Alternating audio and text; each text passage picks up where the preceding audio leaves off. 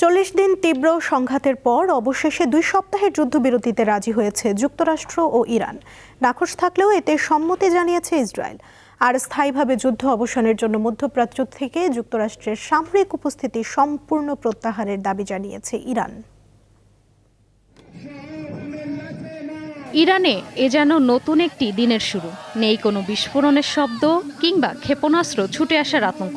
হাতে হাতে পতাকা নিয়ে যুদ্ধবিরতি উদযাপন করছেন ইরানের নাগরিকরা। এই শান্তি কতদিন টিকবে তা সময়ই বলে দিবে। আপাতত ইরানের ওপর পূর্ব ঘোষিত বড় ধরনের বোমাবর্ষণ ও হামলা অন্তত 2 সপ্তাহের জন্য স্থগিত করে ঘোষণা দিয়েছেন যুক্তরাষ্ট্রের প্রেসিডেন্ট ডোনাল্ড ট্রাম্প। সঙ্গে জুড়ে দিয়েছেন শর্ত, ইরানকে অবিলম্বে সম্পূর্ণ এবং নিরাপদভাবে হরমুজ প্রণালী জাহাজ চলাচলের জন্য উন্মুক্ত করে দিতে হবে। ট্রাম্পের যুদ্ধবিরতির ঘোষণার পর বুধবার ভোরেও ইরানে হামলা চালিয়েছে ইসরায়েল। এর কিছু সময় পর জায়নবাদীদের প্রধানমন্ত্রী বেনিয়ামিন নেতানিয়াহু যুদ্ধবিরতিতে সম্মতি জানান। তবে ইসরায়েলি প্রধানমন্ত্রীর দপ্তরের বিবৃতিতে আরও বলা হয়েছে 2 সপ্তাহের এ যুদ্ধবিরতিতে লেবানন অন্তর্ভুক্ত থাকবে না।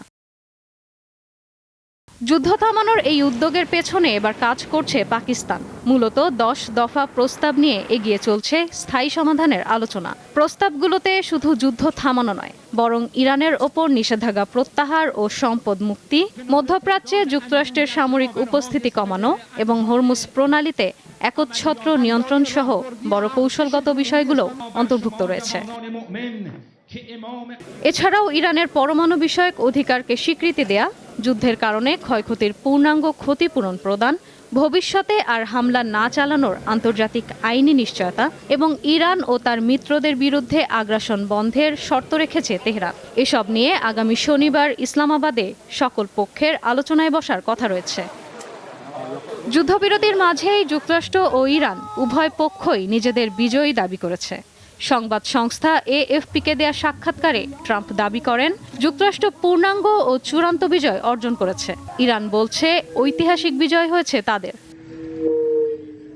মধ্যপ্রাচ্যে সংঘাত থামার খবরে সরাসরি প্রভাব পড়েছে জ্বালানি তেলের আন্তর্জাতিক বাজারে।